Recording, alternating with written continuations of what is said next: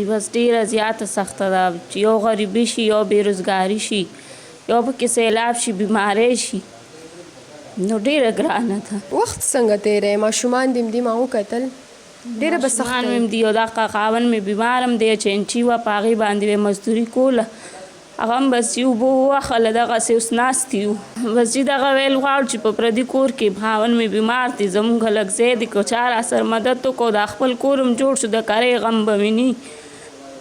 خو وي خورم به او کني نه به خورم خو چې خپل ځای ماته جوړ شي په دې پردو کورونو کې ډېره ګرانه نه که کرۍ وي او کني وي شا به کرۍ راکړې شا به کرۍ راکړې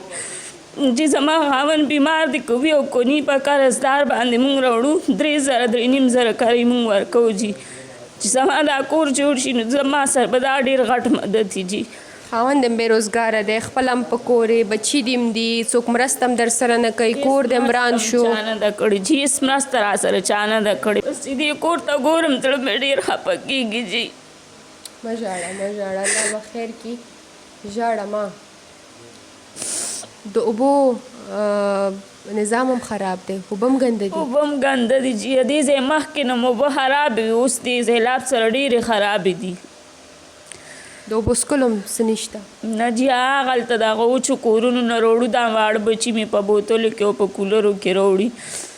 کم ښکته کورونه وچ دي د هغې اوبه صحیح دي هغه سر نه زما بچي په کولرو کې او په بوتلو کې اوبه راوړي.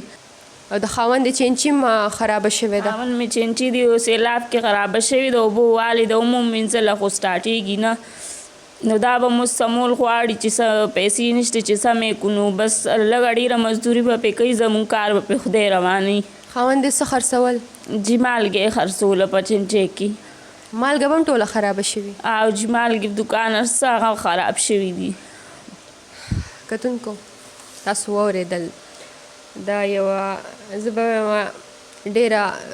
بېکسه بېوزله یوه مور دلته ناسته ده یو مېرمن دلته ناسته ده ژړی تاسو واورېدله زه به نور هېڅ هم ونه وایم تاسو په خپله واورېدل چې د دوی په زړه څه ول زړه مې خفه شي ځکه چې انسان بیا وایم چې دومره په ډېرو خلکو کې هغه ته ناشي مرسته کوو مرسته کوو مرسته کوو دوی مرسته نشته نو بیا به هم هماغه خبره وکړمه چې ترورې مونږ د چماروي سایډ نه راغلي یو طرف نه راغلي یو مونږ به دا کوشش کوو چې ستاسو دغه اواز خلکو ته ورسوو ستاسو به ډېره مهرباني او ډېرې دواګانې به درته کوو که مونږ سره چا مرسته وکړو زمونږ دا خپل کور جوړ شو نو بس ډېره مهرباني به ستاسو مونږ سره زه تاسو نه دغه هیله کوم دغه خواهش کوم د مونږ برخې خو به مونږ څه کولی شو مونږ به هغه کوو قدرمندو لیدونکو تاسو نه مې هم دغه هیله ده راځئ چې یو لاس شو د دغه بېوزلو خلکو مرسته وکړو. ډېره زیاته مننه الله دې تاسو باندې خپل رحم وکړي مونږ تاسو ټول تاسو سره یو په دې سخت وخت کې به تاسو بالکل ډاډه ګرځئ ځکه چې زمونږ اوس هم هغسې ځوانان هغسې غیرتي خلک اوس هم شته